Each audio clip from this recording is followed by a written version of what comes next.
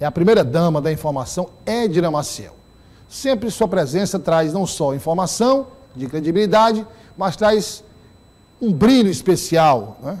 Traz um quê de magnetismo.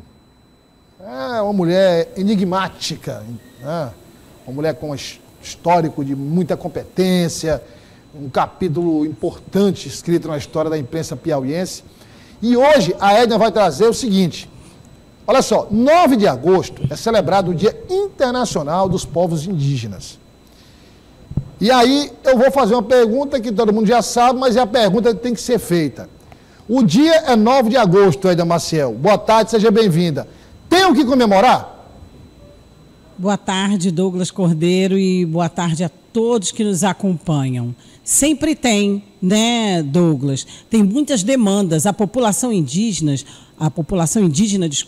os povos originários têm sempre muitas demandas, principalmente em relação às políticas públicas nas áreas de saúde, educação, né? As crianças indígenas precisam de escolas, tem que ser sim específica a educação indígena, e nós todos que convivemos com eles temos muito que aprender no linguajar, no tratar, no acolher. Mas nós produzimos uma matéria especial sobre esse dia, que, como você bem citou, Douglas, é um dia internacional, e nós vamos ver aqui as demandas, né? O que a população indígena do Piauí e do mundo está precisando. É uma discussão mundial, e também o que tem a comemorar. Por favor, vamos rodar o VT. Os dados do último censo, realizado em 2022, divulgados pelo IBGE esta semana, apontam um crescimento de 144% da população indígena no Piauí. Em uma população de mais de 3 milhões de habitantes, existem 7.198 indígenas. A cacique Euzenir, da comunidade Sangue, a 50 quilômetros de Uruçuí, onde houve o maior massacre de indígenas no estado, está incluída neste percentual e deseja outros números para contar a história do seu povo. Ainda falta muito para chegarmos lá, com todos os povos originários, povos tradicionais, LGBT e tudo. Falta esse respeito. E para que esse respeito aconteça, a gente pede encarecidamente ao governo do estado que venha com as políticas públicas, saúde, educação, lazer, cultura, que só assim podemos ter mais visibilidade. O governo do estado divulga políticas públicas específicas para os povos indígenas. A mais recente, voltada para a educação, numa parceria com a Secretaria Estadual de Educação. A previsão é da construção de escolas voltadas especificamente para esse público. Hoje, uma parceria concreta é as escolas, né? As escolas para a população indígena, que está em construção. Esse projeto na SEDUC, nós temos um núcleo que está fazendo esse trabalho lá, de professores que já vem há um bom tempo fazendo esse levantamento.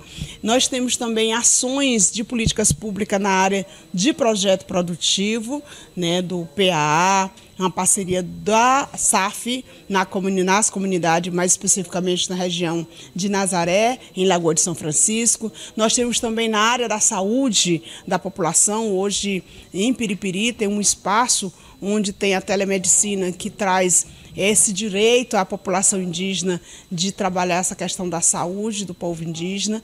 Desde a última sexta-feira, aproximadamente 1.000 indígenas de 7 países participam da Cúpula da Amazônia, em Belém, a fim de sistematizar as demandas dos povos originários que habitam a floresta tropical e discutir o futuro para seus territórios. O Piauí não mandou representantes, mas, segundo a superintendente da Igualdade Racial e Povos Originários, participa online e se empodera das discussões. Essa pauta ela não é distante da realidade dos povos indígenas do Piauí, é uma pauta que também está em debate com todos os segmentos das populações, né, das etnias gueguês, das Tabajara, de todos os grupos. Esse debate está em pauta. Então, é importante porque a gente sabe que o meio ambiente é vida. E a gente vê também que nos últimos anos tinha uma ação de dizimação dessa população e da mata também, né? Então, há um racismo ambiental muito forte que não atinge somente a população preta, mas a população indígena também. Isso. E essa indígena que vocês viram aí, que é dessa comunidade que fica perto de Uruçuí, Sangue, ela me contou um pouco da sua história. E lá, Douglas, foram dizimados, né, a maioria dos indígenas. Ela disse que lá na comunidade já existem algumas benfeitorias, como, por exemplo, eles têm parceria com a Secretaria de Agricultura Familiar, então eles têm artesanato. O que falta lá nessa comunidade, como na maioria das comunidades indígenas no país e no mundo, são políticas públicas voltadas mais para a comunidade, que, como bem a superintendente Assunção disse, é um passo que está se dando aqui nessa parceria com a Secretaria de Educação na parte das escolas. Então, lá na comunidade Piripiri e Uruçuí, onde tem a maior parte da nossa população indígena, né, Douglas? Diziam que aqui não tinha indígena, e aqui no Maranhão tem sim, aqui e no Maranhão tem sim índios, tem indígenas, como é a nomenclatura correta hoje em dia, tem a se comemorar, mas tem muito a reivindicar, né, Douglas?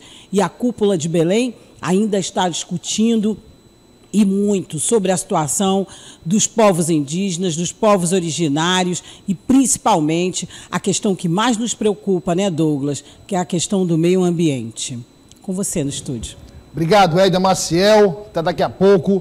Ainda trazendo as informações importantes aí, com destaque, no caso do Piauí, bastante piripiri, né, quantidade de indígenas. Sim. E é uma obrigação do poder público cuidar dessa população, preservar suas raízes, sua cultura, né? Então fica a dica